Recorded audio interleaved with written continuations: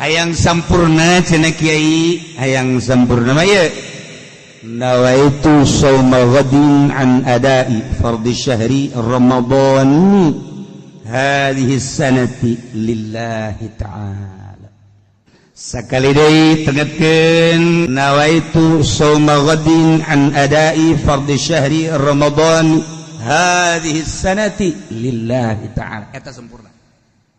cenah Kiai aya di lembur manur Ramadana nawaitu samagodin an adai fardhi syahri Ramadana hadhihi sanati lillahi ta'ala ulah digeunggeureukkeun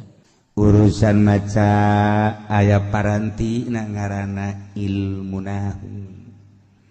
disebut maca Ramadan kene Ramadani heg ngan mun make aturan Ramadani sebab naon an adai diidopatkeun kana fardhi diidopatkeun kana ramadhani diidopatkeun kana hadhihi sanati masalah geus ramadhani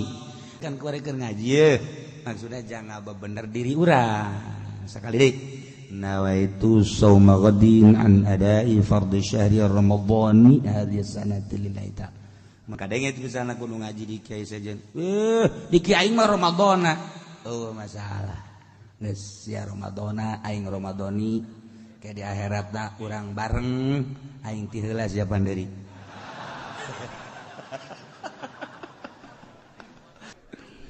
ari cek tukang ngaji mah babari nawaitu lamun ditarkib ku tukang narkib mun ngaji amil babari nawai fi'il tu mamni do mamara pajari fa soma jadi mapulna kudra sunna pansabna sunna patadza soma mudab godim do punai kudu jalamatna kaza an huruf jar ada imah do kudu jalamatna kaza ada yang mudab padi mudab punai kudu jam zakal padi mudab ramadhani kudu mudab punai kudu jam zakal ramadhani mudab hadhihi mudab pun ilaih teu mantap kudu mondok de tangeunaheun sia aing ngomong kos kitu pasieun teu mondok mah naon tah sih hese teu mondok mah narkib kos itu ngaranna.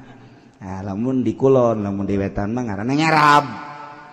Nah, itu pilun wa pailun terus. Sarua narkib ngan disundakeun aing nyarab diarabkeun. Sia mah Sunda teu bisa, Arab teu bisa. Ye, tak rugi jelema teu masantren teh rugi.